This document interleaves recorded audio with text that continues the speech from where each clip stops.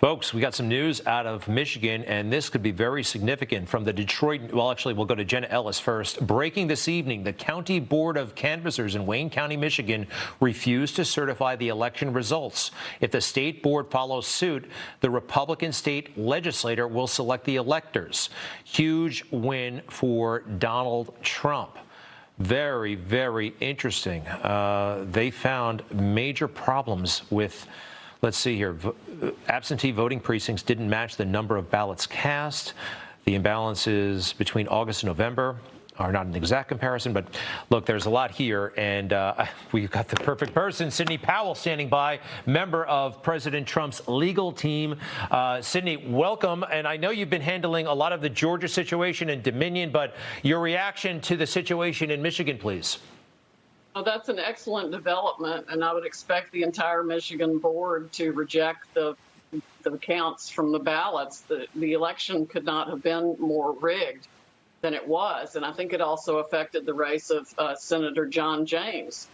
The same patterns fall there. We're still doing statistical analysis of that race, but the math just doesn't add up for anything, and we know Dominion has a long history of rigging elections. That's what it was created to do to begin with. We've introduced the affidavit of the person who worked with Maduro, a high-ranking military officer who saw it all happen and explained how it worked. And it's out for the public to see on my Twitter feed at Sidney Powell #1. So don't tell me there's no evidence of fraud. We've got increasingly mounting evidence of significant fraud across multiple states that casts into question the validity of the elections in every swing state, including Nevada and Arizona and Michigan, Wisconsin, Georgia, and it went beyond that too. You know, regarding Dominion, you've raised this, and we saw the letter last night. People like Elizabeth Warren, Amy Klobuchar have raised significant concerns about Dominion. Now they're trying to make it seem like a right-wing, wacko conspiracy concern, even though people like PBS were raising serious issues about Dominion just before the election. I heard you say today Dominion, the software, was actually designed to be hacked, and I'm looking at one of the agreements they had with the County of Santa Clara on this is a contract between them and Dominion. Item 226 allows staff to adjust tally based on review of scanned ballot images. Look, you're the lawyer. I'm no tech expert, but that sounds very, very funky to me. And worse than that, it had a back door so it could be manipulated by anyone who could access it through that back door. And that was a deliberate feature. The affidavit of the young military officer we provided yesterday to the public explains how it was created for that very purpose. So Hugo Chavez would never lose another election. And he did not after that software was created. He won every single election, and then they exported it to Argentina and other countries in South America, and then they brought it here. And it's a foreign company, no matter how you look at it. So they've already violated the president's order against foreign interference in our elections. Our votes were actually eventually counted in Barcelona, Spain, or Frankfurt, Germany, on foreign servers.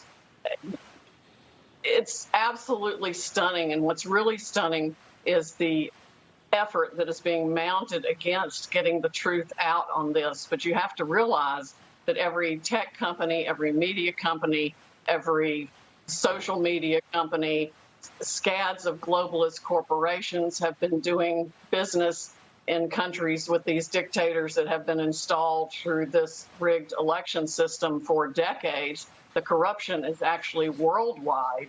It is going to upset a countless number of elections across this country and around the world. All right. But we need to do that to get rid of the corruption. It does make a lot of sense now how Joe Biden campaigned, i.e. not campaigning. Their team seemed to know something. If this is true about Dominion, and I suspect it is. By the way, okay, so we have these concerns. You've got your whistleblower. Who do you bring this to? Like, what happens next? What body do you have to implore to take action?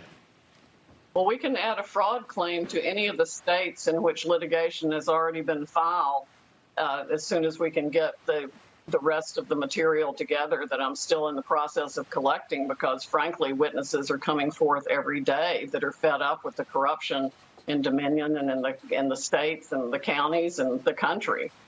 So we're intaking information at an amazing level of people who want to stop this and are absolutely fed up with it. You mentioned not the evidence from the own mouths of the guy who founded the company. I haven't even had a chance to get that out to the public yet.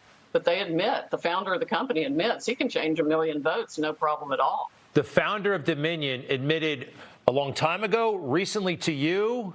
Tell us more, please. Publicly. I will tweet out the video later and I'll tag you in it.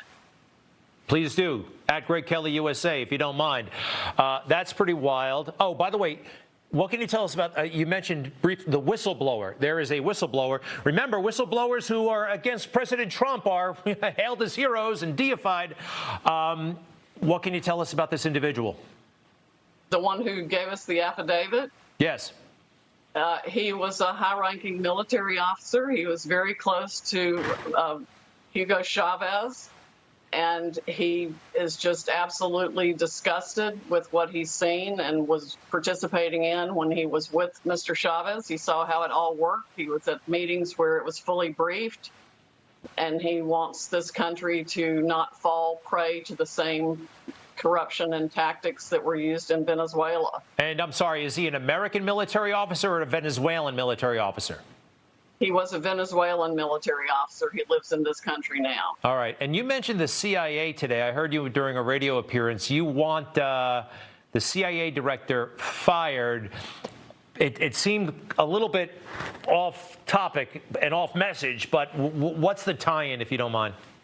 The tie-in is that there's no way these programs could have been run around the world to affect elections without the CIA. We also have had people disclose to us the whole hammer program that was created for the CIA and scorecard, which is essentially the same thing. It seems like every country has used something like this to do what it wants to do. Supposedly ours was invented to influence foreign elections, but that too could have been turned on this election. It's all part of the same part and parcel of government interference in elections to make choices against the will of the people. And the will of the people in this country was that Donald Trump win in a landslide. If we can get to the bottom of it, and I am determined to do that, I think we'll find he had at least 80 million votes. The only reason the glitches happened in the system was because he had so far many more votes than they had calculated in advance. Their algorithms wouldn't perform the functions they'd originally performed or were set to perform. They couldn't make up the vote count. He had gotten so many hundreds of thousands more than they planned. So that's when they had to stop the counting and come up with a way to backfill the votes or destroy votes for Trump while they fabricated votes for Biden. Sidney Powell, who is a former federal prosecutor, by the way, spent 10 years working for the federal government. Good luck. And by the way, very quickly, you have evidence. It's coming in fast. There is a reason for not making it public, correct? I mean, you're going to have a hostile media picking it apart, possibly trying to destroy your case before you can even make it. Is that part of your thinking? Very briefly, if you don't mind. Well, not really. It's a matter of collecting it in the right form and format to be admissible. And we have witnesses that are scared.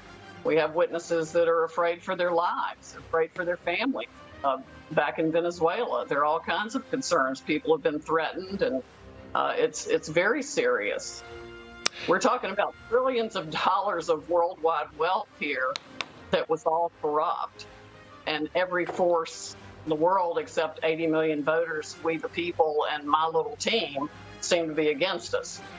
Well, millions are praying for you and with you. And find her on Twitter. Least we can do. Sidney Powell 1, at Sidney Powell 1, the numeral 1. We appreciate it so much. Good luck, and please stay safe. Thank you, Greg. You too. You just watched Newsmax TV, America's fastest growing cable news channel, now in more than 70 million homes. You can get Newsmax TV on your cable system or check your cable guide. And if your system doesn't carry Newsmax, call them, tell them you want Newsmax TV, because we're real news for real people.